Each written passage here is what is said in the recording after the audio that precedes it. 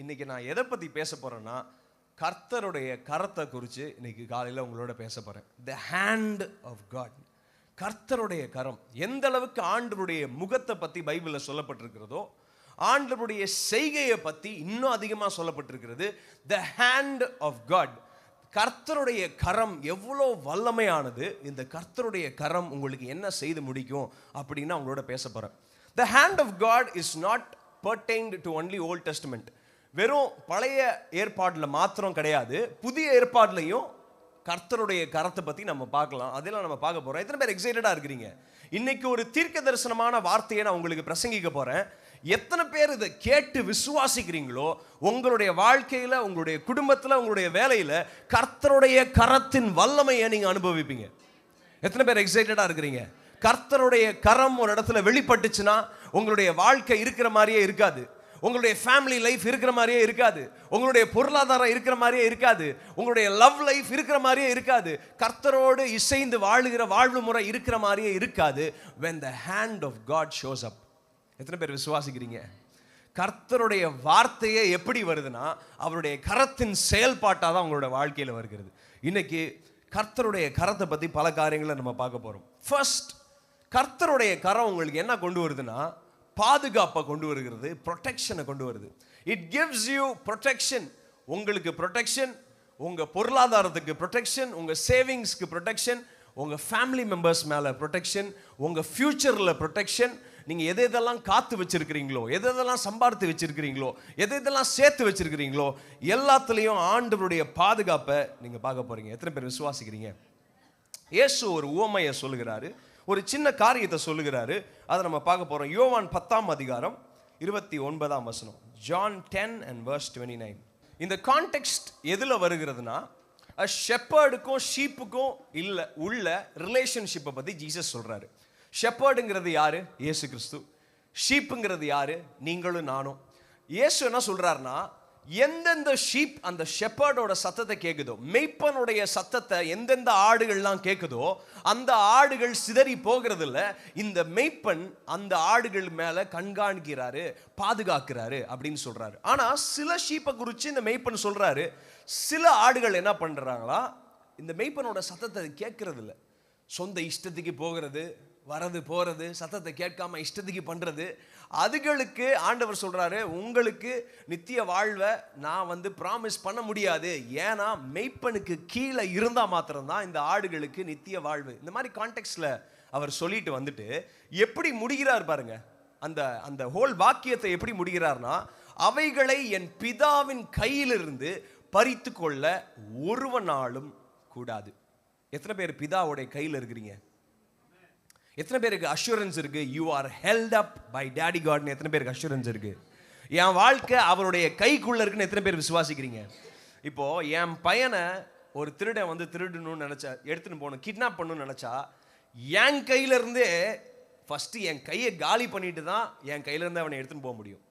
முடிஞ்ச அளவுக்கு என் ஃபோர்ஸை கொடுப்பேன், முடிஞ்ச அளவுக்கு நான் கற்றுக்கிட்ட வித்தை எல்லாத்தையும் காட்டுவேன், முடிஞ்ச அளவுக்கு எந்தெந்த மூவியை பார்த்து எப்படியெல்லாம் பாதுகாக்கணுமோ, எப்படியெல்லாம் ஃபைட் பண்ணணுமோன்னு பார்த்து வச்சுருந்தனோ அது எல்லாத்தையும் எம்ப்ளாய் பண்ணுவேன். இதை தாண்டி தான் என் பையனை ஒரு கிட்னாப்பர் வந்தாருன்னா கிட்னாப் பண்ண போக முடியும். ஆனால் நீங்களும் நானும் யாரோட கையில் தெரியுமா இருக்கிறோம்? வானத்தையும் பூமியும் படைச்சருடைய கையில் இருக்கிறோம். உங்களுடைய வாழ்க்கையையும் உங்களுடைய பசங்களுடைய வாழ்க்கையையும் அவ்வளோ சீக்கிரமாக யாராலையும் எடுத்துகிட்டு போக முடியாது. எத்தனை பேர் விசுவாசிக்கிறீங்க? அவைகளை என் பிதாவின் கையிலிருந்து பறித்து கொள்ள ஒருவனாலும், எல்லாரும் சொல்லலாமா? ஒருவனாலும். சத்தமா சொல்லுங்க. சாத்தானுக்கு கேட்கிற மாதிரி சொல்லுங்க, உங்க பக்கத்து வீட்டுக்காரங்களுக்கு கேட்கிற மாதிரி சொல்லுங்க, உங்களுக்கு பிடிக்காதவங்களுக்கு கேட்கிற மாதிரி சொல்லுங்க, உங்க சத்துருக்களுக்கு கேட்கிற மாதிரி சொல்லுங்க. ஒருவனாலும் கூடாது. ஏன்னா அப்பாவோட கரத்திற்குள்ள நீங்களும் நானும் நம்மளுடைய பிள்ளைகளும் இருக்கிறோம். I want to encourage somebody, if you are really worried about your kids, உங்களுடைய பிள்ளைகளை குறித்து யாராவது கவலைப்பட்டுட்டு இருந்தீங்கன்னா நான் உங்களுக்கு ஒரு ப்ராமிஸை தரேன். அப்பாவோடைய கரத்திற்குள்ள நீங்களும் உங்களுடைய பிள்ளைகளும் உங்களுடைய வீட்டாரும் அனைவரும் இருக்கிறதுனால they are not going to run away from the presence of God. தாவீது சொல்லுகிறான், ஆண்டவரே உங்களுடைய பிரசனத்தை விட்டு நான் எங்க ஓட முடியும்? கடலின் ஆழத்துக்கு போனாலும் நீங்க அங்க இருக்கிறீங்க. கடலின் ஆழத்துல சும்மாலாம் இல்லைங்க, அவர் படுக்கையை விரிச்சு அங்க படுத்துட்டாரு. இருந்தாலும் சொல்றாரு, ஆண்டவரே still you will show up there. உலகத்தின் கடையாந்தரங்களுக்கு நான் போனாலும் you will still show up there. ஆண்டவர் நீங்க எங்க போனாலும் he will keep showing himself, because அவருடைய கரத்திற்குள்ள நீங்க இருக்கிறீங்க. This is the power of hand of God. கர்த்தருடைய கரம் இன்னைக்கு உங்க மேல நீட்டப்பட்டிருக்கிறது. அந்த கரத்துக்குள்ள தான் நீங்களும் நானும் இருக்கிறோம். எத்தனை பேர் ஆமேன்னு சொல்றீங்க? கோவிட் வந்துச்சா, கரத்துக்குள்ள இருந்தோம். சுனாமி வந்துச்சா, கரத்துக்குள்ள இருந்தோம்.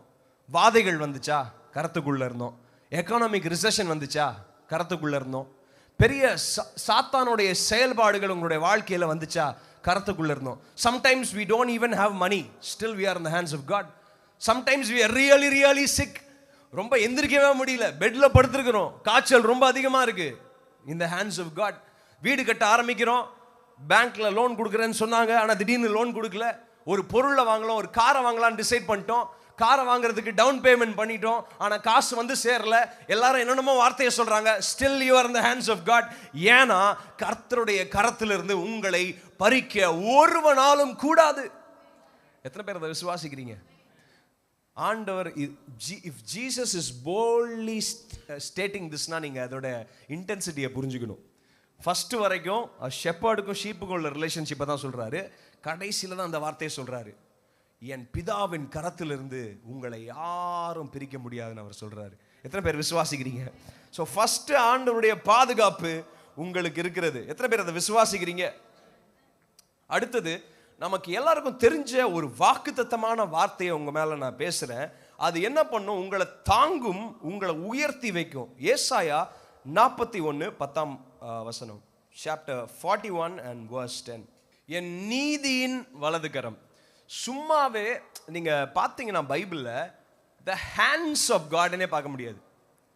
the hands of God. இப்போ நமக்கு எத்தனை கை இருக்கு? 2 கை இருக்கு. ஒன்று லெஃப்ட் ஹேண்டு ரைட் ஹேண்டுன்னு சொல்லுவோம், இல்லை ஹேண்ட்ஸ்ன்னு சொல்லுவோம் ப்ளூரலா.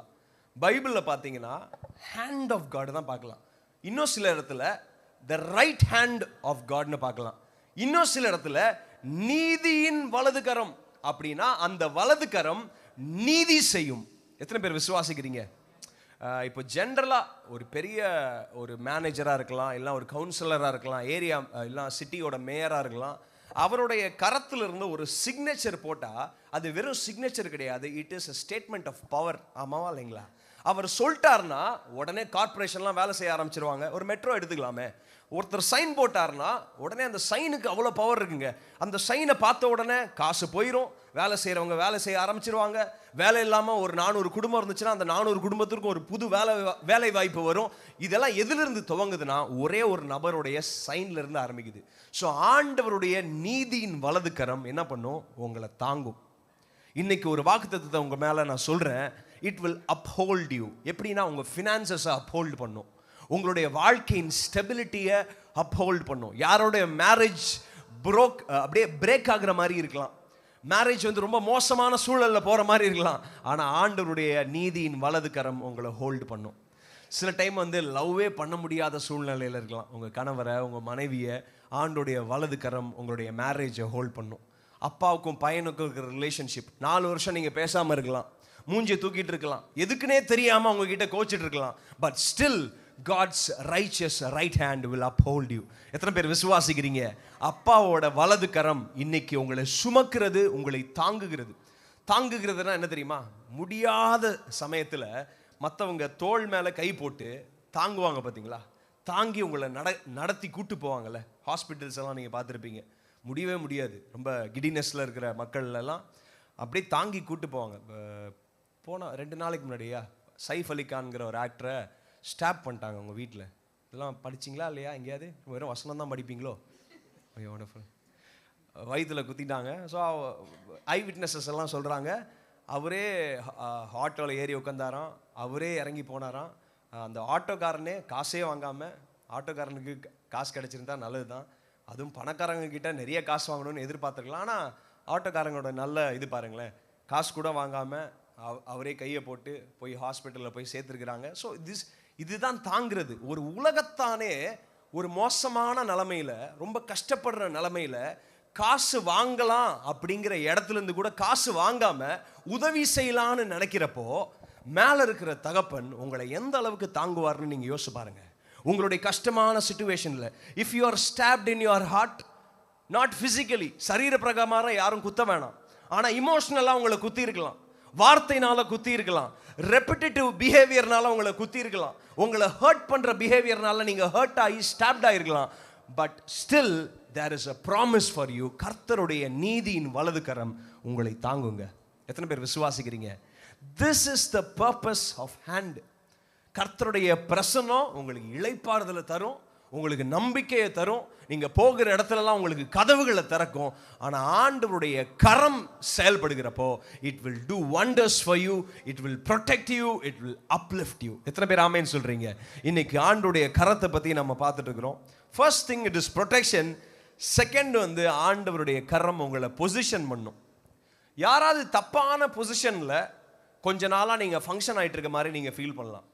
நான் இருக்க வேண்டிய வேலை இது கிடையாது, நான் இருக்க வேண்டிய ஊர் இது கிடையாது, நான் இருக்க வேண்டிய ஸ்ட்ரீட் இது கிடையாது, நான் ஓட்ட வேண்டிய கார் இது கிடையாது, நான் படிச்சிருக்க வேண்டிய படிப்பு இது கிடையாது, நான் கல்யாணம் பண்ணியிருக்க வேண்டிய ஆள் இது இல்லை அப்படின்னு சொன்னீங்கன்னா இட்ஸ் டூ லேட். அதுக்கு நான் ஒன்றும் சொல்ல முடியாது, அவ்வளோதான் நடந்துருச்சு. ஆண்டவர் கொடுத்ததை ஆமேன் ஆத்திரம் தோத்திரம்னு வாங்கி வச்சுக்கோங்க. அதில் ஆண்டவர் ஒரு அற்புதத்தை செய்வார். Because marriage is such a beautiful thing. Family is the greatest blessing. எத்தனை பேர் ஆமேன்னு சொல்கிறீங்க? நீங்கள் ஆமேன்னு சொல்லி தான் ஆகணும், ஏன்னா பார்ட்னர்ஸ் எல்லாம் பக்கத்தில் இருக்கிறாங்க. எல்லாம் சத்தமாக ஆமேன்னு சொல்லுங்க. ஆமாம், ஃபேமிலி மாதிரி ஒரு கிரேட்டஸ்ட் பிளஸிங்கை நீங்கள் பார்க்க முடியாது. மற்ற எல்லா இடத்துலையும் நான் வந்து வேற இடத்துல பொசிஷன் ஆயிருக்கிறேனே, ஐ எம் ராங்லி பொசிஷன்டு, வேற இடத்துல நான் நாட்டப்பட்டிருக்கிறேனே அப்படின்னு உங்களுக்குள்ள ஒரு எண்ணம் இருந்துச்சுன்னா ஆண்டவருடைய கரம் உங்களை சரியான இடத்துல பொசிஷன் பண்ணும். எத்தனை பேர் ஆமேன்னு சொல்றீங்க? எத்தனை பேர் அதை விசுவாசிக்கிறீங்க? தாவீதோட வாழ்க்கையில் இது பார்க்கலாம். ஒரு அருமையான ஒரு பகுதி இருக்கிறது. 1 நாளாகமம் 29ஆம் அதிகாரம் 12ஆம் வசனம். இது யார் சொல்ற வார்த்தைன்னு பார்த்தீங்கன்னா, தாவீது பாடுகிற பாடல்னு சொல்லலாம், தாவீதோடைய துதியின் ஜெபம்னு கூட சொல்லலாம். You can call it as the praise of David or a song of David or a prayer of David. இந்த ஜெபத்தையோ இந்த துதியையோ இந்த பாடலையோ தாவீது எப்போ பாடுறாருன்னா, தாவீது மரிக்கிறதுக்கு முன்னாடி பாடுறாரு. தாவீது வந்து இப்போ நல்லா settle ஆகிட்டாருங்க. he became a king. தாவீதை பற்றி நம்ம பல வாரங்களை மெடிடேட் பண்ணியிருக்கிறோம். தாவீது வந்து இப்போ எல்லாத்தையும் ஜெயிச்சிட்டாரு. தாவீது வந்து ஒரு போரில் கூட தோத்த ராஜா கிடையாது. யூத ராஜாக்களையே தோக்காத ஒரே ராஜா வந்து தாவீது ராஜா.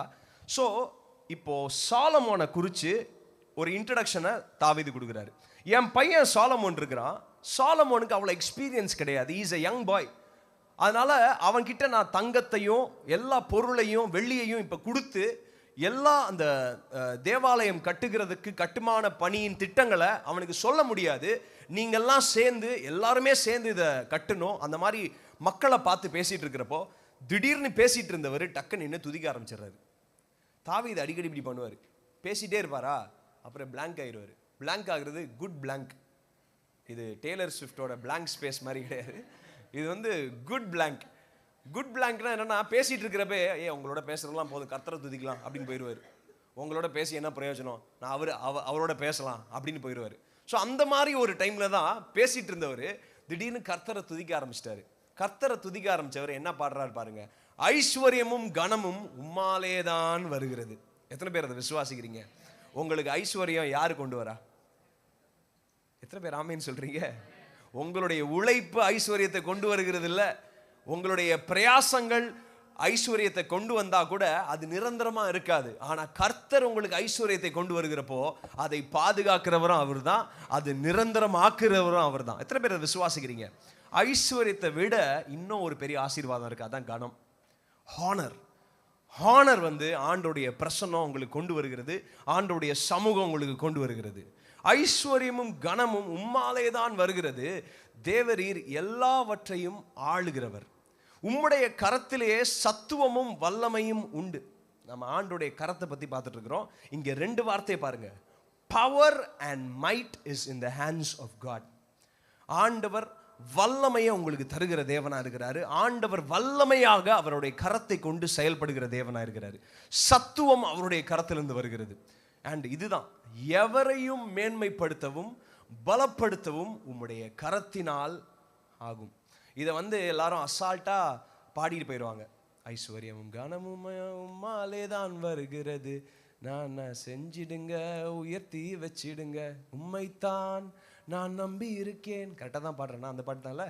அற்புதங்கள் எல்லாம் திருன்னு பார்க்குறீங்க, எனக்கு செய்யுங்கப்பா, உம்மைத்தான் நான் நம்பி இருக்கேன். இதெல்லாம் நம்ம அசால்ட்டாக பாடிட்டு போயிடுறோம். ஆனால் சொன்ன அந்த போயட்டோட வார்த்தையில் அவருக்கு தான் அந்த இன்டென்சிட்டி புரியுது. ஏன்னா எவரையும் மேன்மைப்படுத்தவும் பலப்படுத்தவும் உம்முடைய கரத்தினால் ஆகும்னு ஏன் தெரியுமா சொன்னாரு? தாவீது வீட்டில் 8 பசங்க இருக்கிறாங்க. அந்த 7 பசங்களை தான் சன்ஸாவே அவங்க அப்பா ரெகக்னைஸ் பண்றாரு. 8ஆவதா பிறந்திருக்கிற தாவீத ஒரு சைடில் சொல்றாங்க, he could be an illegitimate son. என் குடும்பத்திலே பிறக்காத ஒரு குமாரனை போல நான் கருதப்படுகிறேன். அதனால சங்கீதத்தில் நம்ம மறுபடி வாசிக்கிறோம், என்னுடைய நண்பர்கள்னால நான் புறக்கணிக்கப்பட்டிருக்கிறேன், என் தகப்பனும் என் தாயும் என்னை கைவிட்டனர், என் சகோதரர்கள் என்னை கைவிட்டார்கள். இன்னும் கைவிடுறதுக்கு யார் இருக்க வேண்டியது? இன்னும் கைவிடுறதுக்கு யார் இருக்கிறான்னு சொல்லுங்க. Brothers forsaken, father and mother forsaken, friends forsaken. இன்னும் ஒய்ஃப் வரல, எல்லாம் அதையும் சொல்லிட்டு இருப்பாரு, அதுவும் விட்டுட்டாங்க தான் நினைக்கிறேன். So basically everybody had forsaken him. So இவர் இந்த அளவுக்கு புறக்கணிக்கப்பட்டவர், தள்ளப்பட்டவர், ஒன்றுமே இல்லாமல் இருந்தவர். அண்ட் நான் அடிக்கடி சொல்லுவேன், யூத கலாச்சாரத்திலேயே ரொம்ப லீஸ்டாக கருதப்படுகிற ஒரு வேலை எதுன்னு பார்த்தீங்கன்னா the work of shepherd. ஆடுகளை மேய்க்கிற அந்த வேலை தான் ரொம்ப லீஸ்டாக கருதப்படுகிற ஒரு வேலை. அந்த வேலையில் அவர் தள்ளப்படுகிறாரு. வனாந்தரத்துக்குள்ள சாப்பாடு இவருக்கு என்ன ஆச்சுன்னு தெரியல, சாப்பாடு யார் இவருக்கு கொடுப்பாங்கன்னு தெரியல, இவர் சாப்பாட்டுக்கு என்ன பண்ணியிருப்பாரு, ஒரு தண்ணிக்கு என்ன பண்ணியிருப்பாரு, எதுவுமே நமக்கு தெரியாது. ரொம்ப லீஸ்ட் இம்பார்ட்டன்ட் கையா குடும்பத்தில் பார்க்கப்பட்டவர் தான் இவர். அதுக்கப்புறம் ஆண்டவருடைய கரம் தாவீதின் மேலே வந்தது. எத்தனை பேர் விசுவாசிக்கிறீங்க? சாமுவேல் வராரு. சாமுவேல் தாவீதோட வீட்டுக்கு, ஜெஸ்ஸி வீட்டுக்கு வராரு. ஜெஸ்ஸி வீட்டுக்கு நான் இங்கே ஒரு அபிஷேகம் பண்ணணும்ப்பா, இங்கே அடுத்த ராஜாவை நான் அபிஷேகம் பண்ணணும், உங்கள் வீட்டில் நான் ஒருத்தனை அபிஷேகம் பண்ணணுன்னு 7 பேரை கூட்டு நிப்பாட்டுறாரு. ஆனால் தாவீதை ஒரு பொருட்டாக எண்ணலை. அப்போ ஒரு அருமையான வார்த்தை இருக்கிறது, கர்த்தர் தாவீதோடு வனாந்தரத்திலே இருந்தார். ஹல்லேலூயா. சாமுவேல் கூட நினைச்சாரு கர்த்தர் இந்த வீட்டில் இருக்கிறார்னு. தாவீதோட அப்பா நினைச்சாரு எங்க வீட்டில் தான் கர்த்தர் இருக்கிறார்னு. தாவீதோடைய சகோதரர்கள்லாம் யோசிச்சிருப்பாங்க எங்களோட தான் கர்த்தர் இருக்கிறார்னு. ஆனா ஆண்டவர் என்ன தெரியுமா, அவர் எப்படி தெரியுமா அட்ரஸ் பண்ணிக்கிறாரு? வனாந்தரத்தில் தாவீதோட நான் இருந்தேன். See, God wants to address himself with those who seek the Lord. கர்த்தரை தேடுகிறவர்களோட அசோசியேட் பண்ணிக்கணும்னு அவர் விருப்பப்படுறாரு. எத்தனை பேர் ஆமென் சொல்றீங்க? Sometimes you won't even have talent. உங்களுக்கு மற்றவங்கள மாதிரி சொல்லிக்கிறதுக்கு உங்களுக்கு ஒன்றுமே இருக்காது. காசு இருக்காது, டேலண்ட் இருக்காது, எனக்கு கிட்டார் வாசிக்க தெரியாது, பாட தெரியாது, ஊழியம் செய்ய தெரியாது, ட்ரம்ஸ் வாசிக்க தெரியாது, ஒரு சேர் கூட ஒழுங்காக போட தெரியாது, அந்த சேரை கூட ஒரு ஆர்டர்லினஸில் போட தெரியாது. You could be thinking like that, நான் எதுக்குமே ஃபிட்டு கிடையாது. நான் சொல்கிறேன், my God is a God of misfits. எத்தனை பேர் நான் சொன்னேனே ரீபொசிஷன் பண்ணுகிறது தேவன் சொல்றாரு. இந்த இடத்துக்கு நான் தகுதியே இல்லைன்னு நினைச்சீங்கன்னா உங்களை தகுதிப்படுத்துகிறவர் ஆண்டவருடைய கரம் உங்களை தகுதிப்படுத்தும். எத்தனை பேர் விசுவாசிக்கிறீங்க? அதனாலதான் தாவீது சொல்லுகிறார், எவரையும் மேன்மைப்படுத்த பலப்படுத்தவும் உம்முடைய கரத்தினால் ஆகும். எவரையும் என்ன, யார வேணாலும் ஆண்டவர் தூக்குவாரியா? எத்தனை பேர் விசுவாசிக்கிறீங்க?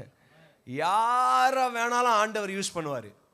நம்மளுடைய ரேடாரில் நினைக்கிறோம்ல, இந்த பையன் ரொம்ப மோசமான பையனாக இருக்கிறானே அப்படின்னு ஒரு யோசனை வருதுல்ல, அவனை தூக்கிடுவார். இவன்லாம் எங்க, அவன் தான் வேணும் பாரு. இதெல்லாம் எங்க உருப்பட போகுது? அந்த பையன் உருப்பிட்டு தான் பல குடும்பத்தை தாங்க போறதா ஆண்டவர் திட்டம் போட்டுருவார். ஸோ அதனால தான் சொல்றேன், மக்களுடைய ஸ்டேட்மெண்ட்ஸ்லாம் ரொம்ப முக்கியத்துவம் கொடுக்காதீங்க. ஏன்னா ஆண்டவருடைய வேர்டிக்ட் வேற மாதிரி ஃபங்க்ஷன் ஆகிட்டு இருக்கும். எத்தனை பேர் விசுவாசிக்கிறீங்க? அதுதான் தாவீதோட வாழ்க்கையில பார்க்கலாம். ஸோ பிரச்சனைக்கு மேலே பிரச்சனை, அவன் கொஞ்சம் கொஞ்சமாக ஒவ்வொரு காரியத்தை ஒவ்வொரு படிக்கட்டையா அவன் கடந்து வரான். எல்லாத்தையும் பார்த்துட்டு ஃபைனலாக before he dies he sings these verse, எவரையும் மேன்மைப்படுத்தவும் பலப்படுத்துவோம் உம்முடைய கரத்தினால் ஆகும். ஏன்னா ஆண்டவருடைய கரத்தை தாவீதை பார்த்துருக்கிறாரு. எங்கே பார்த்தாரு? வனாந்தரத்தில் பார்த்தாரு, அரண்மனையில் பார்த்தாரு, சண்டை போடுற நடுவில் பார்த்தாரு. இன்னொரு இடத்துல எனக்கு ரொம்ப பிடிச்ச ஒரு பகுதி இருக்கு. தாவீதை கொல்லும்படி எதிரிகள் வரல, கூட இருக்கிறவங்களே திட்டம் போட்டுறாங்க. தாவீது ஒரு இடத்துல போர் செஞ்சுட்டு வந்து பார்க்குறான். தாவீதோடைய கேம்பில் எல்லா பெண்களையும் குழந்தைகளையும் எதிரிகள் வந்து எடுத்துன்னு போயிடுறாங்க. எடுத்துகிட்டு போன உடனே கூட ஆர்மி ஆஃப் டேவிட் இருக்கிறாங்களே, அவங்க சொல்கிறாங்க, ஏய் உன்னோட தான் நான் வந்தேன், உன்னோட வந்ததுனால பார்த்தியா என்னுடைய மனைவிகள் எல்லாத்தையும் எடுத்துன்னு போயிட்டாங்க, என் பிள்ளைகள்லாம் எடுத்துகிட்டு போயிட்டாங்க, இப்போ நான் என்ன பண்ணுவேன்னு எல்லாரும் சேர்ந்து தாவீதை காலி பண்ணலாம்னு நினச்சப்போ, யோசிச்சு பாருங்களேன், தாவீது இப்படியே இருக்கிறாரு, எல்லாரும் சேர்ந்து தாவீதை காலி பண்ணலாம்னு நினச்சப்போ ஒரு அருமையான ஒரு வார்த்தை இருக்குது. தாவீது கர்த்தருக்குள்ள தன்னை பலப்படுத்தி கொண்டான். How can David strengthen himself when everybody was coming to kill him? அவனை சாகடிக்கும்படி வருகிற அந்த டைம்ல எப்படி தாவீதுனால அவனையே பலப்படுத்தி கொள்ள முடிஞ்சுது? ஏன்னா அவனுக்கு தெரியும், எவரையும் மேன்மைப்படுத்தவும் பலப்படுத்தவும் உம்முடைய கரத்தினால ஆகும். இவ்வளோ செஞ்சிட்டாரு, இதெல்லாம் ஒரு மேட்டரா அப்படின்னு தாவீது யோசிச்சிருப்பாரு. நான் இன்னைக்கு சொல்றேன், நீங்கள் எந்த சூழலில் இருந்தாலும் எந்த நிலைமையில் இருந்தாலும் உங்களை மேன்மைப்படுத்த எவரையும் இந்த வார்த்தை ரொம்ப முக்கியம். எவரையும்னா எவரையும் கிடையாது, எவரையும் மேன்மைப்படுத்த ஆண்டவருடைய கரத்தினால ஆகும். உங்களுடைய பசங்களை சும்மா அசால்ட்டாக பார்த்துறாதீங்க, உங்களுடைய அப்பா அம்மாவை அசால்ட்டாக பார்த்துறாதீங்க. மற்ற அப்பா அம்மாலாம் பயங்கரமாக இருக்கிறாங்களே, எங்கள் அப்பா அம்மா வந்து எதுவுமே சம்பாதிக்க மாட்டேங்கிறாங்களே, எனக்கு கேட்ட கோர்ஸில் என்னை படிக்க வைக்கலையே, எனக்கு இது வாங்கி கொடுக்கலையே, அது வாங்கி கொடுக்கலையே. எவரையும் மேன்மைப்படுத்த அவருடைய கரத்தினால ஆகும். நான் இன்னைக்கு உங்களுடைய குடும்பத்தை பார்த்து சொல்கிறேன், ஆண்டவருடைய கரம் எல்லா சூழல்லையும் உங்களை ரெஸ்கியூ பண்ணி உங்களை உயர்த்த பலப்படுத்த பயன்படுத்த அவருடைய கரம் உங்களுக்கு போதுமானதாக இருக்கும். எத்தனை பேர் விசுவாசிக்கிறீங்க? It will reposition you. வனாந்தரத்தில் இருந்த தாவீதை அரண்மனைக்குள்ள கொண்டு போக அவருடைய கரம் போதும்னா நீங்க எந்த சூழல்ல வேணா இருக்கலாம், உங்களை ரீபொசிஷன் பண்ண ஆண்டவருடைய சித்தத்தின் நிறைவில் கொண்டு வந்து உங்களை நிறுத்த ஆண்டவருடைய கரம், ஆண்டவருடைய ஓங்கிய புயம் உங்கள் மேல நீட்டப்பட்டிருக்கிறது இந்த காலை வேளையில. எத்தனை பேர் விசுவாசிக்கிறீங்க?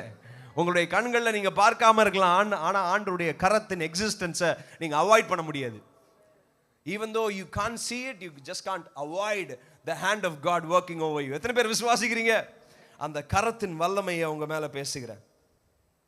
புதிய ஏற்பாட்டில் நம்ம நிறைய தடவை கரம்னு சொல்றப்போ வெறும் பழைய ஏற்பாடு தான் நினைக்கிறோம். ஆனால் புதிய ஏற்பாட்டிலையும் ஒரு அருமையான வார்த்தை இருக்கிறது. 1 பேதுரு 5ஆம் அதிகாரம் 6ஆம் வசனத்தில் நம்ம பார்க்கலாம். ஆகையால் ஏற்ற காலத்திலேயே தேவன் உங்களை உயர்த்தும்படிக்கு. ஏற்ற காலத்துல ஆண்டவர் உங்களை கீழே தள்ளுவாரா உயர்த்துவாரா? எல்லாருக்கும் என்ன தெரியுமா கஷ்டம்? அந்த ஏற்ற காலம் எப்போ வருமோ. ஆனா அந்த உயர்த்துகிறது உங்களுக்கு மேட்டர் இல்ல. எல்லாருக்கும் என்ன கஷ்டம்? ஏற்ற காலம்னு சொல்லிட்டாரு. ஏற்ற காலம் 85 வயசுல வந்தா என்ன பண்றது? அப்ப என் யங் டேஸ் எல்லாம் என்ன பண்றது? என்னுடைய க்ரீம் டேஸ் எல்லாம் என்ன பண்றது? நீங்க தயவு செய்து இந்த ஏற்ற காலத்துல விட்டுருங்க. ஏற்ற காலம் தான் இந்த காலம். ஏற்ற காலம் தான் ஆண்டோடைய கரத்துல இருக்கிற காலம். ஏற்ற காலம் தான் கர்த்தரோட பேசிட்டே இருக்கிற காலம். எத்தனை பேர் விசுவாசிக்கிறீங்க? ஏற்ற காலத்திலே தேவன் உங்களை உயர்த்தும்படிக்கு அவருக்கு ஒன்னே ஒன்று தான் தெரியும். எல்லாரும் சொல்றீங்களா? எங்க அப்பாவுக்கு ஒன்னே ஒன்று தான் தெரியும். ஏன் வெக்கப்படுறீங்க? நல்லா சத்தமா சொல்லுங்க. எங்க அப்பாவுக்கு ஒன்னே ஒன்று தான் தெரியும்னு சொல்லுங்க. என்ன தெரியுமா தெரியும்? உயர்த்த தெரியும். அவருக்கு உங்களை உயர்த்த தெரியும். He knows just one thing. He knows how to lift you up. உங்கள் பேரை பெருமைப்படுத்த தெரியும். உங்கள் தலையை நிமிர பண்ண தெரியும். எந்தெந்த இடத்துல எல்லாம் தலை குனிந்து நின்னீங்களோ, எங்கெங்கெல்லாம் உங்களுடைய பேர் டேமேஜ் ஆச்சோ, அதே இடத்துல ஆண்டவர் உங்களை உயர்த்துவாரு, உங்களை மேன்மைப்படுத்துவாரு, உங்களை பெரியவன் ஆக்குவாரு. ஏற்ற காலம் தான் இந்த காலம். ஏன்னா my God is not bound to time. எத்தனை பேருக்கு அது தெரியும்? உங்களுக்கும் எனக்கும் புரியறதுக்காக தான் அவர் டைம்ங்கிற ஜோனுக்குள்ளே வராரு. He is not confined to time. டைம்ல இல்லாதவர் அவர் தான். எல்லா காலத்துலேயும் எல்லா நேரத்துலையும் இருக்கிறவர். ஏற்ற காலம் என்ன தெரியுமா? அவரோட பேசிட்டு இருக்கிற ஒவ்வொரு காலமுமே ஏற்ற காலம்தான். அவரோடு தொடர்பில் இருக்கிற எல்லா நிமிஷமுமே ஏற்ற காலம்தான். உயர்த்தும்படி அவருடைய பலத்த கைக்குள், மைட்டி ஹேண்ட். எத்தனை பேர் விசுவாசிக்கிறீங்க அவருடைய பலத்த கைக்குள்ள நான் இருக்கிறேன்னு? இந்த வார்த்தை தான் கொஞ்சம் கஷ்டமா இருக்கும். அடங்கி இருக்கணுமா? இவ்வளோ நேரம் அவருடைய பங்கை நான் சொல்லிட்டேன், இப்போதான் நம்மளுடைய பங்கு. ரைட்டு சாமி? அடங்கி இருக்கிறதுனா அதுதான். நிறைய பேருக்கு அடங்கி இருக்கிறதே பிடிக்கிறது இல்லை. என்ன நீ என்ன அது அடங்கி இருக்கணும்? எதுக்கு நான் அடங்கி இருக்கணும்? I am a free man, I can do any thing. நான் என்ன நினைக்கிறேனோ செய்வேன். I am an 18 year old. 18 year old கைக்கு இப்போ லைசன்ஸ் கிடைக்குதோ இல்லையோ, ஃப்ரீடம் தேவை உங்களுக்கு. நம்மலாம் 1947க்கு முன்னாடி வாழ்ந்துருக்கணும். அப்போ தான் ஃப்ரீடம் இல்லாத வாழ்க்கைனா உங்களுக்கு என்னென்னு புரிஞ்சிருக்கணும். வச்சு சாத்தியிருப்பாங்க பிரிட்டிஷ்காரங்களாம் லெஃப்ட் ரைட் சென்டரில். ஆனால் இப்போ 18 years ஆனாலே எது சொன்னாலும் பிடிக்க மாட்டேங்குது. Like we want freedom. அது ஏன் நீங்கள் அதெல்லாம் விட்டுருங்க. இப்போது நான் என் பையனுக்கு சொல்லுவேன், டே இந்த ஷர்ட்டுக்கு இந்த பேண்ட் போட்டால் தான் நல்லாயிருக்கும். அவன் என்ன 4 வயசு ஆக போகுது. இந்த ஷூ போட்டால் தான் நல்லாயிருக்கும். இல்லை அதெல்லாம் போட முடியாதுங்கிறான். இல்லை ரெயின், அப்போ நான் ஃபோட்டோலாம் காமிப்பேன் பின் இன்ட்ரெஸ்ட்லேருந்து. இப்படி போட்டால் தான் அது மேட்சிங்காக இருக்கும் அப்படின்னு ஃபோட்டோ. இல்லை அதெல்லாம் அவனுக்கு தெரியாதுங்கிறான். என்னடா அவன் எது சொன்னாலும் ஒன்று சொல்கிறானே, எது சொன்னாலும் அவனுக்கு புரிய மாட்டேங்குது அப்படின்னு. So everybody wants to be independent. அடங்கி இருக்கிறது மாதிரி ஒரு கிரேட்டஸ்ட் பிளெஸிங் பைபிளில் நீங்கள் பார்க்கவே முடியாது. அடங்கி இருக்கிறது மாதிரி ஒரு கிரேட்டஸ்ட் பிளெஸிங் நீங்கள் பார்க்கவே முடியாது. எப்படி மனைவிகள் கணவனுக்கு அடங்கி இருக்கணுமோ, அதே போல் சபையாகிய இந்த மனைவி கர்த்தருடைய கரத்துக்குள்ள அடங்கி இருக்கணும். எத்தனை பேர் விசுவாசிக்கிறீங்க? Only when the wife is submissive. அந்த ஒய்ஃப் வந்து நம்ம வெறும் ஃபேமிலியில் மட்டும் சொல்ல முடியாது. சர்ச் இஸ் த பிரைடில் நம்ம எல்லாமே மணவாட்டிகள் தான். மணவாட்டி கர்த்தருடைய மணவாட்டியாக இருக்கிறோம். ஸோ அவருடைய கரத்திற்குள்ள அடங்கி இருக்கணும். அடங்கி இருக்கிறதுனா என்ன? அடங்கி இருக்கிறதுனா என்ன? நிறைய ஒய்ஃப்ஸ்க்கு கூட பீங் சப்மிசிவ்னா பிடிக்க மாட்டேங்குது. ஏன்னா நம்மளுடைய கலாச்சாரத்துலையும் தப்பாக சொல்லி கொடுத்துட்டாங்க பீங் சப்மிசிவ். இப்போ அன்னைக்கு ஒரு நார்த் இந்தியன் ஃபேமிலி மாதிரி நாங்கள் பார்த்து பேசிகிட்டு இருந்தோம். அப்போ அவங்க சொன்னாங்க, எல்லாம் ஒன்றா கூட சாப்பிடக்கூட கூடாதான். ஒரே கணவனும் மனைவியும் ஒன்றா சாப்பிடக்கூட கூடாதான். கணவன் சாப்பிட்டதுக்கப்புறம் தான் மனைவி சாப்பிடணும். அந்த மாதிரிலாம் ரூல்லாம் இருக்குது. ஸோ அந்த மாதிரி கலாச்சாரத்தில் வளர்ந்தனால அடங்கி போகிறதுனா, ஸோ இப்படி ஸ்லேவரி தான் அடங்கி போகிறதுன்னு நினைக்கிறோம். நோ, வார்த்தைக்கு கூட நீங்கள் அடங்கி இருக்கலாம். எத்தனை பேருக்கு நான் சொல்கிறது விளங்குது? அடங்கி இருக்கிறதுனா you are not a slave, you are being subjected to a statement. அவ்வளோதான். ஒருத்தங்க ஒன்று சொல்கிறாங்க, அந்த வார்த்தையை நான் நம்புகிறேன். இப்போது இலான் மஸ்க் வந்து சொல்கிறாரு, மார்ஸ் இங்கே இல்லை அங்கே தான் இருக்குன்னு. நீங்கள் நம்புவீங்களா நம்ப மாட்டீங்களா? கண்டிப்பாக நம்புவீங்க. ஏன்னா அந்த ஆளோட வேலையை தான். டெய்லியும் ஒன்று மேலே அமிச்சுன்னுக்கிறாரு. ஆனால் நம்ம ஊரில் ஏதோ ஒரு மஸ்க் வராப்புல. மஸ்க் வந்து சொல்கிறாரு மார்ஸ் அங்கே இல்லை அங்கே தான் இருக்குன்னு சொன்னால் நம்ம நம்புவோமா? தயவு செய்து ஓடிடு. உன்னால் 5 ரூபா மார்ஸ் வாங்கி சாப்பிட முடியாது, நீ மார்ஸை பற்றி பேசுறியா? நம்ம சொல்லுவோமா சொல்ல மாட்டோமா? ஸோ யார் சொல்கிறாங்கிறது ரொம்ப முக்கியம். நீங்கள் அடங்கி இருக்கிறதுக்கு யாரோட ஸ்டேட்மெண்ட்டுக்கு அடங்கி இருக்கிறீங்க அதுதான் ரொம்ப முக்கியம். மற்றவங்களுடைய வார்த்தைக்கெல்லாம் அடங்கி இருக்கிறது ரொம்ப முக்கியம் கிடையாது, அவசியமும் கிடையாது. ஆனால் ஆண்டோடைய வார்த்தைக்கு மேலே இருக்கிற நம்மளுடைய கணவருக்கு அடங்கி இருக்கிறது ரொம்ப அவசியமாக இருக்கிறது. எத்தனை பேர் விசுவாசிக்கிறீங்க? மனைவிகள் நீங்கள் மற்றவங்களுக்கு அடங்கி இருக்கணும்னு அவசியம் இல்லை, உங்களுடைய கணவருக்கு நீங்கள் அடங்கி தான் இருக்கணும். ஏன்னா ஆண்டவர் உங்களுடைய ஹஸ்பண்டை தான் ஹெட் ஆஃப் த ஃபேமிலியாக வச்சுக்கிறாரு. நான் அடிக்கடி சொல்லுவேன், இப்போ இந்தியன் கிரிக்கெட் டீமுக்கு 2 கேப்டன் வச்சுருந்தா எப்படி இருக்கும்? ரோஹித் சர்மாவும் விராட் கோலியும் திடீர்னு வந்து பிசிசிஐ சொல்கிறாங்க 2 பேரும் கேப்டனாக இருங்கப்பா அப்படின்னு. அந்த ஆஸ்திரேலியாவில் அந்த டெஸ்ட் மேட்சை விளாண்டு முடிச்சிருக்க மாட்டாங்க. 2ஆக பிரிஞ்சு அடிச்சுக்கிட்டு நீ இவங்க கேங்கு நான் அவங்க கேங்குன்னு போயிருப்பாங்க. ஸோ ஒரு டீம்னா ஒரு லீடர் தான் இருக்கணும். எத்தனை பேருக்கு நான் சொல்கிறது விளங்குது? அதே மாதிரி ஃபேமிலியில் there should be just one leader and Bible tells it has to be the husband. நான் ஒரு மேல் ஜெண்டர்லேருந்து இது பேசுகிறதுனால நான் பயஸ்டாக பேசுகிறேன்னு நினைக்காதீங்க. பைபிள் அப்படி தான் அது சொல்லியிருக்கிறது. It has to be the husband. அதனால நீங்கள் வந்து ஸ்லேவும் கிடையாது, ஹஸ்பண்ட்ஸ் வந்து நீங்கள் ஸ்லேவ் மாதிரி ட்ரீட்டும் பண்ணிடக்கூடாது. இப்படி தான் அடங்கி இருக்கிறதுக்கு பைபிள் நமக்கு கற்றுக் கொடுக்கிறது. சர்ச்சுக்கு நீங்கள் அடங்கி இருக்கணும், வார்த்தைக்கு நீங்கள் அடங்கி இருக்கணும், எல்டர்ஸ்க்கு அடங்கி இருக்கணும்.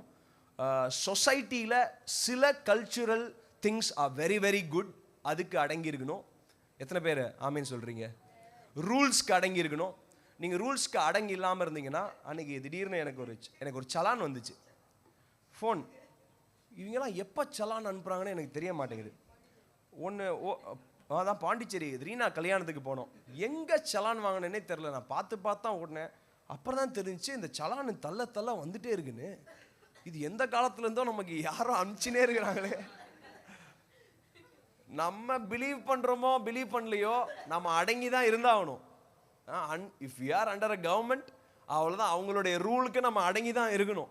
நீங்கள் கவர்மெண்ட்டுக்கே அடங்கி இருக்கிறப்போ பரலோகத்தின் கவர்மெண்ட்டு இவ்வளோ ரூல்ஸ் கிடையாது. உங்களை வாழ வைக்கிற கோல்டன் வேர்ட்ஸை எழுதி கொடுத்துட்டு போயிருக்கிறாரு. இதுக்கு அடங்கி இருந்தீங்கன்னா நம்மளுடைய வாழ்க்கை எப்படி ஜாம்னு இருக்கும். எத்தனை பேர் விசுவாசிக்கிறீங்க? It will be glorious guys, it will be glorious. சில டைம் நம்ம நினைக்கிறோம் ஐ எம் ஸோ கூல், எனக்கு தெரியாத ஒன்றுமே இல்லை, என் ஞானத்தால் என் எக்ஸ்பீரியன்ஸில் பார்க்காத காரியம் ஒன்றுமே இல்லைன்னு நினைக்கிறோம். உங்கள் எக்ஸ்பீரியன்ஸ் மேலே இருக்கிற நம்பிக்கை ஏன் அந்த வார்த்தை மேலே இருக்க மாட்டேங்குது? எக்ஸ்பீரியன்ஸுக்கெல்லாம் ஒரு பாப்பு தான் தலைவர்.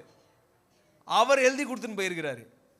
நீ இது மாதிரி நடந்தீங்கன்னா உன் மோசமான கல்யாணம் கூட அழகாக இருக்கும், மோசமான பிஸ்னஸ் கூட சூப்பரான பிஸ்னஸ் ஆயிரும், மோசமான உன் படிப்பு கூட, மோசமான உன் வாழ்க்கை கூட, உன் மோசமான அடிக்டிவ் லைஃப் ஸ்டைல் கூட பயங்கர அடிக்டிவ் ஃபார் ஜீசஸாக மாறிடும் if you follow these rules.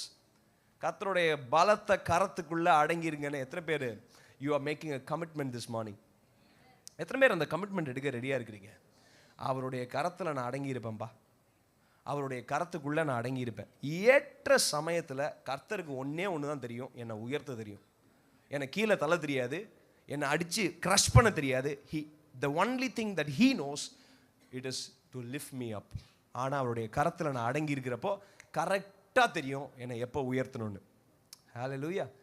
Sometimes ஆண்டவர் நம்மளை வெளியே கொண்டு வர மாட்டார். வெளியே வரணும்னு ஆசைப்படுவோம், அப்போல்லாம் வெளியே கொண்டு வர மாட்டார். ஆனால் அந்த சீசன்லாம் ஓஞ்சி முடிச்சதுக்கப்புறம் அப்படியே வாழ்ந்துட்டு இருக்கலாம் அப்படின்னு நினைக்கிறப்போ கர்த்தர் நம்மளை உயர்த்தி வெளியே கொண்டு வர்றாரு. ஏன் தெரியுமா? முன்னாடியே கொண்டு வந்திருந்தா சீனை போட்டு தள்ளியிருப்போம். சும்மா மேலே கீழே நடந்த என்ன மாதிரி ஞானி இல்லை, என்ன மாதிரி டேலண்டட் ஒன்றும் இல்லை அப்படின்னு நம்ம சுற்றி நின்றுருப்போம். ஆண்டவருக்கு தெரியும் உன் சீன் டேஸ் எல்லாம் முடிஞ்சு. டயர்ட் ஆகிட்டியா? டயர்ட் ஆகிட்டேன். உட்காந்துட்டியா? ஓகே, இனிமேல் உன்னை உயர்த்தலாம்பா.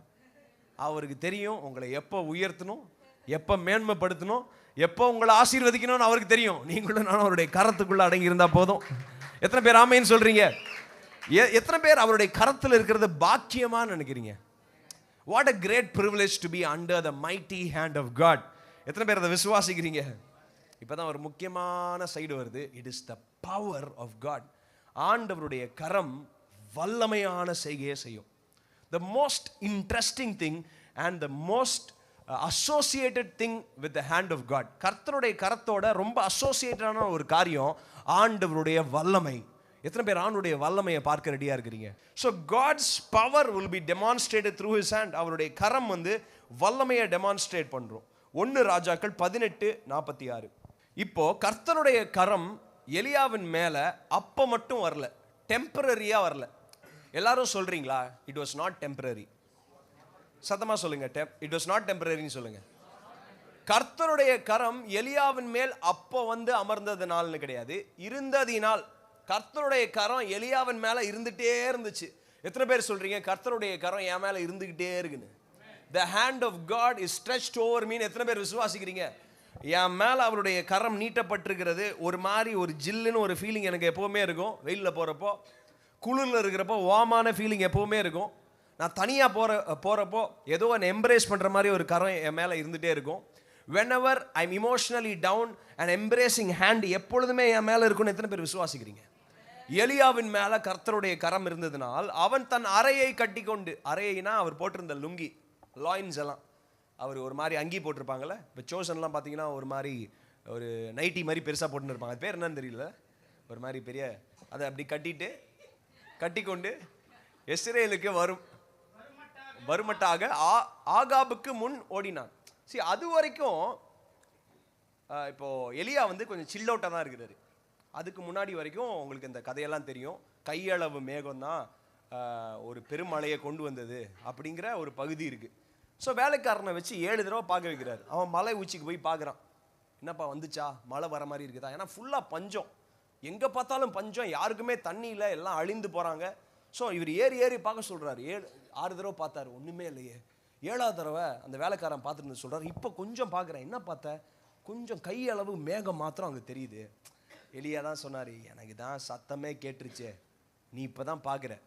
ஸோ நான் ஸ்டார்டிங் இந்த சர்மனை எப்படி ஆரம்பித்தேன், பார்க்குறது கேட்குறது ஒரு டைமென்ஷன், காட்ஸ் ஐஸ் ஒரு dimension, God's ear is another dimension. பார்க்குறது ஒரு டைமென்ஷன், கேட்கறதுக்கு ஒரு டைமென்ஷன். ஆனால் ஆண்டவருடைய கரத்தின் டைமென்ஷன் என்ன டைமென்ஷன் தெரியுமா? வல்லமைங்கிற டைமென்ஷன், பவருங்கிற டைமென்ஷன். எத்தனை பேர் விசுவாசிக்கிறீங்க? பார்க்கறது இவர் பார்த்துட்டாரு விசுவாசத்தில். எலியா கேட்கறதும் கேட்டுட்டாரு. பெருமழையின் சத்தத்தின் இறைச்சலின் சத்தத்தை நான் கேட்கிறேன்னு கேட்டு முடிச்சிட்டாரு. ஆனால் இப்பொழுது கர்த்தருடைய கரம் எலியாவின் மேலே எப்பொழுதுமே இருந்ததுனால, எத்தனை பேர் சொல்றீங்க எப்பொழுதுமே ஆண்டவருடைய கரம் உங்கள் மேலே இருக்குது? So you don't need an occasional ஒரு கூஸ் பம்ஸ் ஃபீலிங்லாம் உங்களுக்கு தேவையில்லை. எத்தனை பேருக்கு நான் சொல்றது புரியுது? திடீர்னு ஆண்டவர், நான் அப்படியே இப்படி போயிட்டே இருப்பேன், திடீர்னு ஆண்டவர் தொடுவார், அப்படியே சூப்பர்மேன் மாதிரி மாறிடுவேன், அப்பெல்லாம் கிடையாது. நீங்கள் எப்போவுமே சூப்பர்மேன் தான், ஏன்னா கடவுள் உங்களோட இருக்கிறாரு. நீங்கள் அவேர்னஸில் இருந்தால் போதும். He suddenly got into this awareness. Writer இவ்விதமாக எழுதுறாரு, கர்த்தரின் கரம் எப்பொழுதுமே இருந்துச்சு, ஆனால் இப்போ லைட்டாக மென்ஷன் பண்ணுறாங்க. கர்த்தருடைய கரம் எலியாவின் மேல் இருந்ததினால், because it was there before, இருந்ததினால் அவன் இப்போதான், ஓ கர்த்தருடைய கரம் தான் என் மேலே இருக்கு. வேஷ்டியை கட்டுறாரு. வேஷ்டியை கட்டிட்டு என்ன பண்ணுறாரு? குதிரையை விட வேகமாக ஓடுறாரு. குதிரையை விட வேகமாக ஓடுறப்போ there is two things that is happening. Two things. First, super natural speed ஆண்டவர் உங்களுக்கு தருகிறாரு. எத்தனை பேர் அதை விசுவாசிக்கிறீங்க? மற்றவங்கெல்லாம் 6 வருஷம் ஓடுகிறத நீங்கள் 6 மாசத்துல ஓடுவீங்க, because of the hand of God over you. எத்தனை பேர் விசுவாசிக்கிறீங்க? மற்றவங்கலாம் வேக வேகமாக ஓடி ஓடி டயர்ட் ஆயிடுவாங்க, ஆனால் நீங்கள் வேகமாக ஓடுவீங்க, ஆனால் டயர்ட் ஆக மாட்டீங்க. ஏன்னா கர்த்தருடைய கரம் உங்கள் மேலே இருக்கிறதுனால. It is not just a temporary experience, it is a permanent promise of God. கர்த்தருடைய கரம் உங்கள் மேலே இருக்கிறதுங்கிறது ஆண்டவருடைய வாக்குத்தத்தம். எத்தனை பேர் விசுவாசிக்கிறீங்க? ஆனால் நீங்கள் அவேர்னஸ்ல இருந்தால் போதும். கர்த்தருடைய கரம் என் மேலே இருக்குப்பா, கர்த்தருடைய கரம் என் மேலே இருக்கிறது. அன்னைக்கு கூட ஒரு தம்பி சொல்லிட்டு இருந்தான், என் பாஸ்க்கு என்னை பிடிக்கவே மாட்டேங்குது, மற்றவங்களுக்கெல்லாம் இன்க்ரிமெண்ட் போடுறாங்க, எனக்கு இன்க்ரிமெண்ட்டே போடுறதில்ல, நான் ரொம்ப நாளாக பிரயாசப்படுறேன், நான் ஒழுங்காக தான் வேலை செய்கிறேன். நான் சொன்னேன், நீ அப்படியே வெயிட் பண்ணு, உன் பாஸ் உன்னை திடீர்னு கூப்பிடுவார், உன்னை கொஞ்சுவார், அப்புறம் இன்க்ரிமெண்ட்டாக போடுவார். அப்புறம் அன்றைக்கி வந்து சொல்கிறான், ஆமாம் திடீர்னு கூப்பிட்டாரு, திடீர்னு எங்கேயுமே போயிடாத, நீ என்னோட தான் வேலை செய்யணும், நான் உனக்கு என்ன இன்க்ரிமெண்ட் வேணால் கொடுக்குறேன். அது வரைக்கும் வெயிட் பண்ணும். ஏன்னா கர்த்தருடைய கரம் நம்ம மேலே இருக்கிறதுனால டிவைன் ஸ்பீட், க்ளோரியஸ் ஸ்பீட் ஆண்டவர் உங்களுக்கு தருவார். எத்தனை பேர் விசுவாசிக்கிறீங்க? Speed. Second, we will defy the time. காலம் என்கின்ற சூழலுக்குள்ள நீங்க வெளியே செயல்பட ஆரம்பிச்சிருவீங்க. எத்தனை பேர் டைமுக்கு வெளியில செயல்படுறீங்கன்னு தெரியல. டைமுக்கு வெளியில செயல்படுகிறதுனா, மற்றவங்கெல்லாம் இந்த சூரியனை பார்த்துருப்பாங்க, நம்ம சூரியனை பார்த்து வாழ போகிறது இல்லை. எத்தனை பேர் விசுவாசிக்கிறீங்க? ஏசாயால ஒரு அருமையான வசனம் இருக்கு, இனி உனக்கு சூரியன் பகலில் வெளிச்சமா இராமலும் சந்திரன் இரவுல உனக்கு பிரகாசமா இல்லாமலும் கர்த்தரே உனக்கு நித்திய ஒளியும் அவர் நித்திய வெளிச்சமமாய் இருப்பார் அப்படிங்கிற வசனம் இருக்கு. which means I am not confined to this time. இந்த சூரியன் காட்டுகிற நேரத்துக்கும் காலத்துக்கும் நான் கன்ஃபைன்டு கிடையாது. கர்த்தரே எனக்கு நித்திய வெளிச்சமா இருக்கிறதுனால, கர்த்தருடைய கரம் என்னோடு இருக்கிறதுனால I will defy time. காலத்துக்கு வெளியே செயல்படுவேன். மற்றவங்கெல்லாம் ரொம்ப நாள் ஆக்குறத என்னால் டக்குன்னு செஞ்சு பிடிக்க முடியும், ஏன்னா கர்த்தருடைய கரம் என் மேலே இருக்கிறதுனால. எத்தனை பேர் விசுவாசிக்கிறீங்க? அன்னைக்கு ஒரு ஃபேமஸான எடிட்டர், ஹாலிவுட் எடிட்டர், அவர் வந்து பெரிய பெரிய மூவிஸ் எல்லாம் எடிட் பண்ணிக்கிறாரு. அவருடைய இன்டர்வியூஸை போட்டிருந்தாங்க, ஒரு டாக்குமெண்ட்ரி மாதிரி. அவர் சொல்கிறாரு, எனக்கு திடீர்னு ஒர்க் ப்ரெஷர் வந்து ரொம்ப அதிகமாகிடும். ஸோ ஒர்க் ப்ரெஷர் அதிகமானோடனே I use to take a lot of drugs. So interviewer கேட்குறாரு, நீங்கள் எதுக்கு ட்ரக்ஸ் எடுப்பீங்க? Because I will finish my work very very soon. என்னால் ரொம்ப நேரமாக வேலை செய்கிற மாதிரி இருக்கும், இந்த ட்ரக்ஸை எடுத்த உடனே நான் டக்குன்னு வேலையை பண்ணி முடிச்சிருவேன் அப்படின்னு சொல்கிறாரு. இங்கே பாருங்களேன், ட்ரக்ஸ் எடுக்கிறதுனால வேலை டக்குன்னு செஞ்சு முடிக்க அந்த ட்ரக் அவருக்கு ஹெல்ப் பண்ணுமா? ஏங்க, ஒரு ட்ரக்கே வந்து டைமை வந்து கன்ஃபைன் பண்ணி கொடுக்குறப்போ கர்த்தர் மாதிரி ஒரு க்ளோரியஸ் ட்ரக்கை நீங்கள் எங்கே போய் பார்ப்பீங்க? யாருக்குமே சந்தோஷம் இல்லையே. அவருடைய நாமம் தாங்க எக்ஸ்டசி, அவருடைய நாமம் தான் இன்ஃபினிட்லி க்ளோரியஸ் எக்ஸ்பீரியன்ஸ். எத்தனை பேர் சொல்றீங்க? எத்தனை பேர் விசுவாசிக்கிறீங்க? ஸோ அவர் என்னோட இருக்கிறதுனால மற்றவங்க பிரயாசப்படுறத நான் டக்குன்னு செஞ்சு முடிக்க முடியும். எத்தனை பேர் அதை விசுவாசிக்கிறீங்க? So this guy ran faster than a chariot. ஒரு குதிரை ரதத்தை விட ரொம்ப வேகமாக ஓடுறாரு. ஏன்னா கர்த்தருடைய கரம் அவர் மேலே இருந்தனால. ஹல்லேலூயா.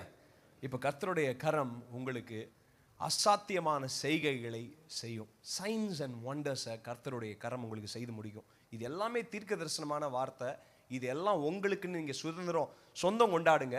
அந்த வார்த்தையின்படி ஆண்டவர் உங்களோட வாழ்க்கையில் செய்து முடிப்பார். எத்தனை பேர் விசுவாசிக்கிறீங்க? இந்த வாரத்திலே நீங்கள் அனுபவிக்க போறீங்க. Don't wait guys. இந்த வாரத்திலே கர்த்தருடைய கரத்தின் செய்கையை நீங்கள் அனுபவிச்சே ஆக போறீங்க. எத்தனை பேர் ஆமேன்னு சொல்றீங்க? யாத்திராகமம் 3ஆம் அதிகாரம் 19 21 வரைக்கும் வாசிக்கலாம். ஃபாரோ எப்போ தெரியுமா இஸ்ரவேல் மக்களை அனுப்புவார்? கர்த்தருடைய கரத்தை பார்த்தாதான் பார்வோன் இஸ்ரவேல் மக்களை அனுப்புவார். மற்ற எல்லா ஜீம்புபாவும் அவர் இன்ட்ரெஸ்டடே இல்லை. நீ என்ன வேணா பண்ணு, ஓகே இதை மாத்திரியா, நைல் நதியெல்லாம் ரத்தமாக மாத்திரியா, வேற என்ன மாற்றுவேன், வேற என்ன ட்ரிக் வச்சுருக்கிற, உன் பாக்கெட்டில் வேற என்ன இருக்குது, அடுத்து பண்ணி காட்டு, அடுத்த மேஜிக் பண்ணி காட்டு, ஓகே எல்லாம் பண்ணி முடிச்சிட்டியா, சரி கிளம்பு, அதே வேலையை செய்யுங்க. இப்போ எதுவுமே கொடுக்காதீங்க. அவனே வைக்க போலே இல்லாமல் அவன் இது செய்யணும், பிரிக்கு செய்யணும், அவனே பிரிக்கு செஞ்சு அவனே பிரமிடை கட்டணும் அப்படிங்கிற இன்னும் எக்ஸ்ட்ரா டாய்லிங்கை கொடுக்குறாரு. எப்போ பார்வோன்னு இஸ்ரவேல் மக்களை போக விடுறாருன்னா கர்த்தருடைய கரம் வெளியே வந்தாதான். சில time some of the addictions that you are struggling with, some of the backlogs மாதிரி உங்களை போட்டு ஒரு பெரிய சுமைக்குள்ள தள்ளுகிற சில காரியம் எப்போ தெரியுமா உங்களிலிருந்து நீங்கும்? கர்த்தருடைய கரத்தை உங்களோட வாழ்க்கையில் நீங்கள் எக்ஸ்பீரியன்ஸ் பண்ண தான் அந்த காரியம் உங்களுடைய வாழ்க்கையை விட்டு நீங்கும். எத்தனை பேருக்கு நான் சொல்கிறது விளங்குது? கர்த்தருடைய கரம் பார்க்கிற வரைக்கும் பார்வோன் பிடிச்சி வச்சிருக்கிறான். இப்போ நான் ஒரு தீர்க்க தரிசனமான வார்த்தையை நான் சொல்கிறேன், இதை நீங்கள் விசுவாசித்து அப்படியே பெற்றுக்கொள்ளுங்க. பார்வோன் இஸ்ரவேல் மக்களை அப்படியே சோக் பண்ணி வச்சிருக்கிறான். அவ்வளோ ப்ரெஷர், அவ்வளோ கஷ்டம், எல்லாத்தையும் கொடுமைப்படுத்தி கொண்டிருக்கிறான்.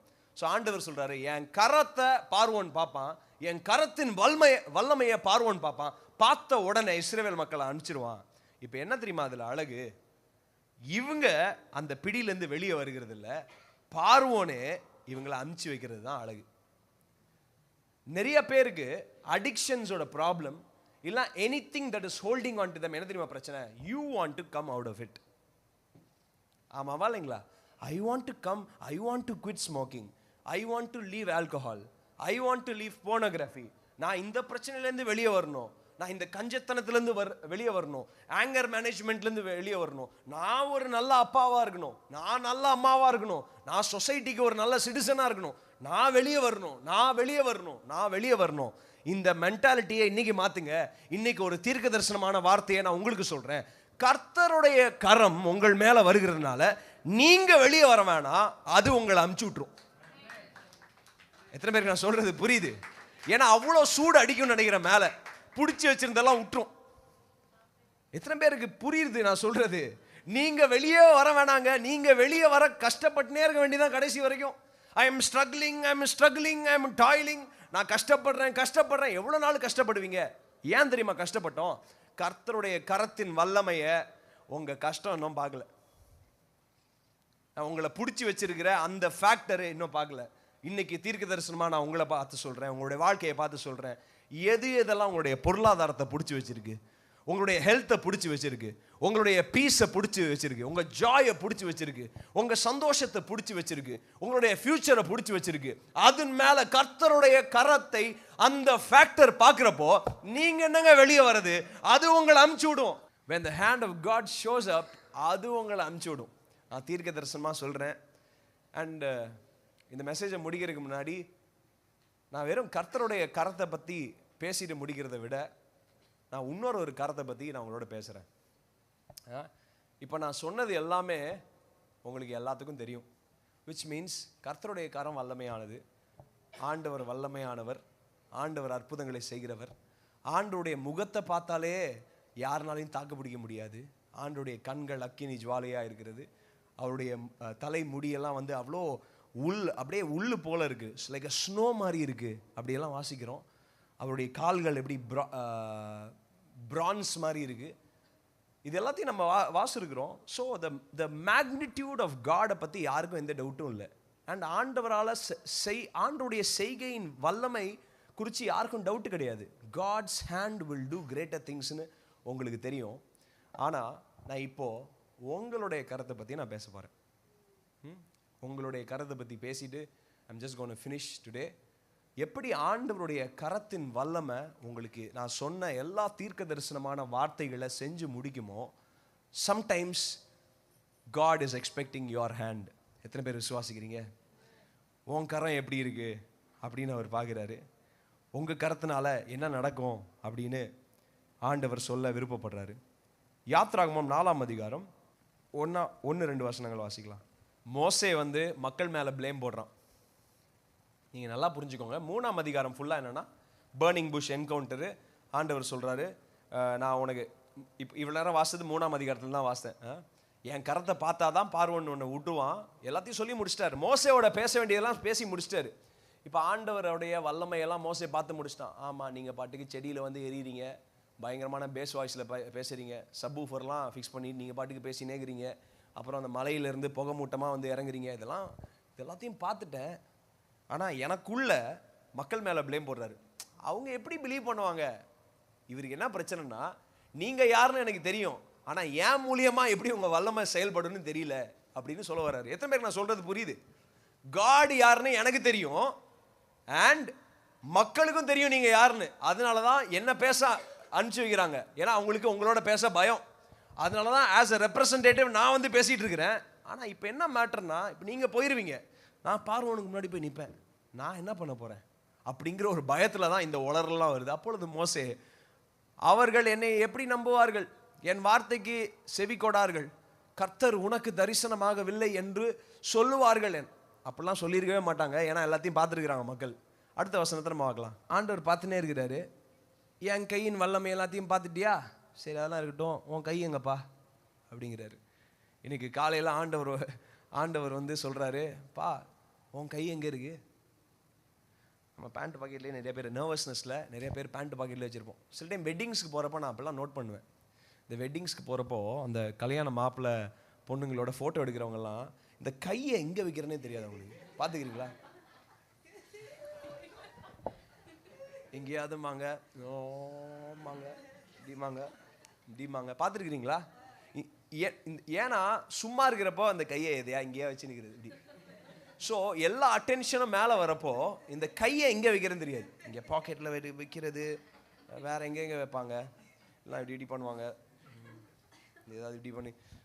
அப்போ தான் இப்போது நான்லாம் என்ன பண்ணுவேன், கிளாஸ் ரூமில் வந்தாலே பல்ல கடிக்க ஆரம்பிச்சிடுவேன். ஸோ அந்த மாதிரி எல்லாருக்கும் ஒவ்வொரு இந்த கையை வச்சுட்டு என்ன பண்ணுறதுன்னு தெரியாது. உடனே பார்க்குறாரு ஆண்டவர், சரி நான் வல்லமையானவர்னு எனக்கும் தெரியும், நீயும் பார்த்துட்டு எல்லாரும் பார்த்துட்டாங்க, உனக்கு என்ன பிரச்சனை? பார்வோன்னு உன்னை எப்படி நம்புவான் தானே, உன் கையை காட்டு அப்படின்னு சொல்கிறாரு. ஆண்டவர் உங்களை பார்த்து சொல்கிறாரு, நான் இவ்வளோ நேரம் ஐசக் வழியாக பேசினதெல்லாம் உனக்கு ஏற்கனவே தெரியும் தான். நான் பெரியவர், என் கரத்தின் கிரியை வந்து உங்களோட வாழ்க்கையில் பயங்கரமாக அவர் செஞ்சு முடிப்பார். ஆண்டுடைய கரம் ரொம்ப பெருசு, அவருடைய கரம் உங்கள் மேலே இருக்கிறனால பாதுகாப்பு இருக்கிறது, ப்ரொவிஷன் இருக்கிறது, பவர் இருக்கிறது, எல்லாம் தெரியும். ஆனால் இந்த சர்ச் முடிஞ்சு போகிறப்போ you will come back to square ஒன்ல, மறுபடியும் அதே இடத்துக்கு போவோம், மறுபடியும் அதே வீட்டில் அதே காரியத்தை அதே மொப்பட்டில் ஏறி போகணும், அதே வீட்டில் இருக்கிற அதே ஆட்களுடைய மூஞ்சியை பார்க்கணும். நேற்று விட்டுட்டு வந்த சண்டையை மறுபடியும் ரெஸ்யூம் பண்ணுவோம். நேற்று விட்டுட்டு வந்த பிரச்சனையை அப்படியே இங்கே வர வரைக்கும் மூஞ்சியை தூக்கின்னு வந்துட்டு இங்கே வந்து அல்லேலூயா என்ன நான் ஜெபிக்கும் நேரம் அக்கினி வர, அப்புறம் திரும்பி போகிறப்ப அதே பிடிச்சின்னு போகணும், விட்ட இடத்துலேருந்து தொடரும். அந்த மாதிரி மறுபடியும் நம்ம பிடிச்சின்னு போகிறோம். So we go back to the same thing again and again. அதனால தான் ஆண்டவர் சொல்கிறாரு, உன் கையை கொடு அப்படிங்கிறாரு. இந்த கையை வந்து அழகான கையினால ஆண்டவர் கேட்கல. ஆண்டோடைய கரம் மாதிரி நம்மளுடைய கரம் வந்து வல்லமையான கரம்லாம் கிடையாது. பாவம், நிறைய பேருடைய கரம் பயங்கரமாக உழைச்சி டயர்டாக இருக்கும். இல்லைனா வெயிட் பண்ணி இல்லைனா எக்ஸாம்ஸ் எழுதி கிளியர் ஆகாமல் அரியரை எழுதி டயர்டாக இருக்கும். இல்லைனா இன்டர்வியூஸில் சைனை போட்டு மை ஸோ அண்ட் ஸோ எனக்கு இது ஆப்பர்ச்சுனிட்டி இருந்தால் நீங்கள் கூப்பிடுங்க எழுதி டயர்டாக இருக்கும். நிறைய பேருக்கு வந்து கல்யாண சர்டிஃபிகேட்டில் சைன் போட்டு கூட டயர்டாக இருக்கும். அத்தனை கல்யாணம் பண்ணியிருப்பாங்க. Just joking. ஸோ அந்த மாதிரி நிறைய பேர் பேங்க் டாக்குமெண்ட்ஸில் சைன் போடுறீங்க சாங்ஷன் ஆக மாட்டேங்குது. நிறைய பேர் கார் லோனுக்கு சைன் போடுறீங்க, சாங்ஷன் ஆக மாட்டேங்குது. These hands Sometimes it could be very, very dirty because of the sinful life. Past sinful life-னால இந்த கரத்தை வச்சு நம்ம என்னென்ன பண்ணோம்?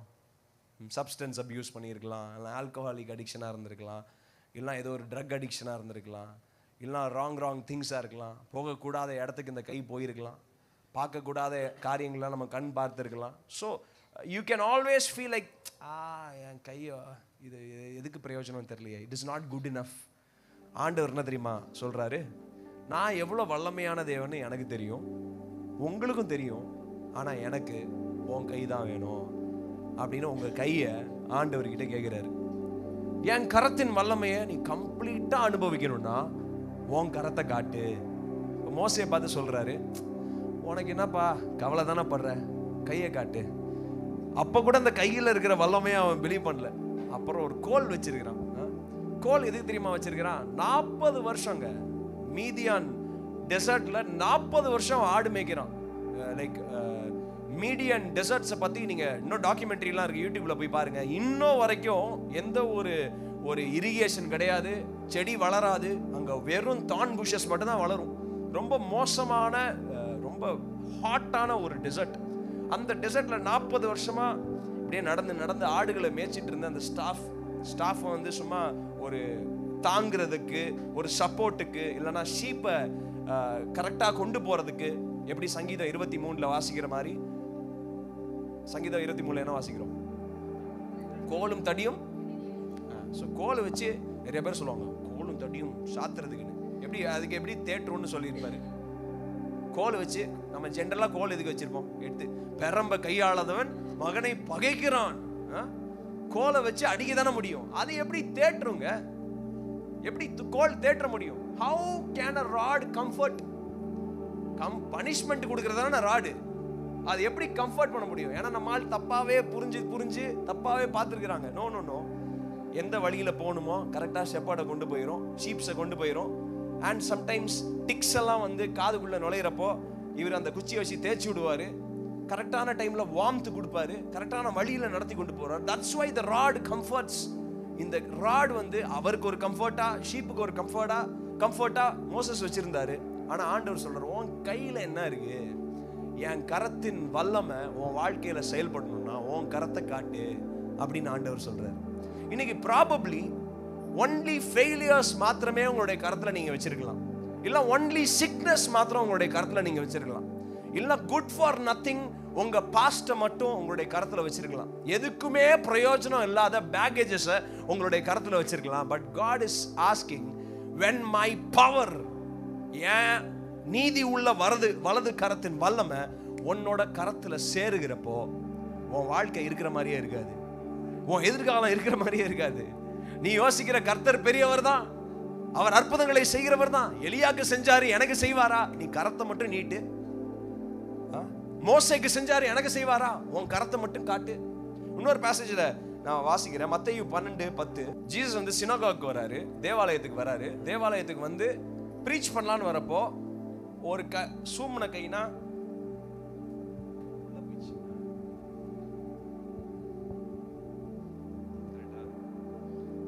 சூம்ன கை பிடிக்கிறான். இவனை பார்த்துட்டார் ஜீசஸ். அங்கிருந்து பார்த்துட்டு நான் வந்திருக்கிற சீன்ல இப்படி ஒரு ஆள் இருக்கக்கூடாதே அப்படின்னு மனசுல யோசிக்கிறாரு.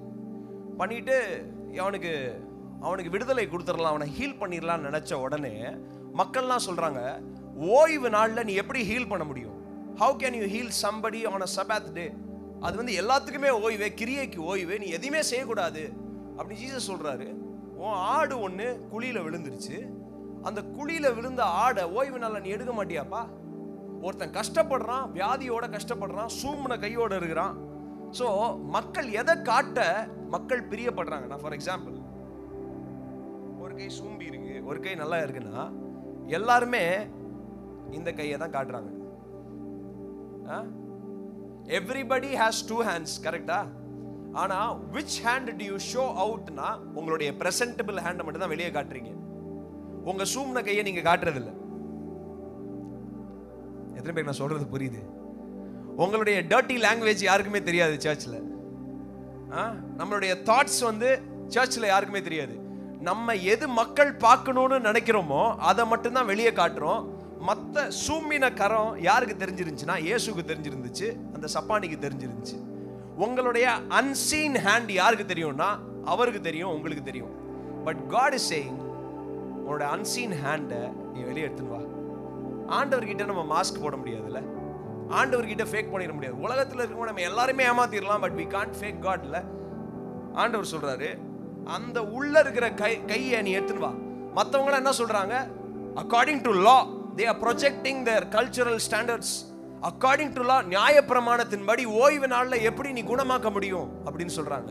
ஆனா இவர் சொல்றாரு, இந்த சும்ன கை இருக்கிற ஆளை பார்த்து, நீ உண்மையாலுமே நீ விடுதலை ஆகணும் நீ ஆசைப்படுறியா? 12ஆம் வசனத்தை வாசிக்கலாம். 12 மறுக்கையை போல சொஸ்தமாயிருச்சு.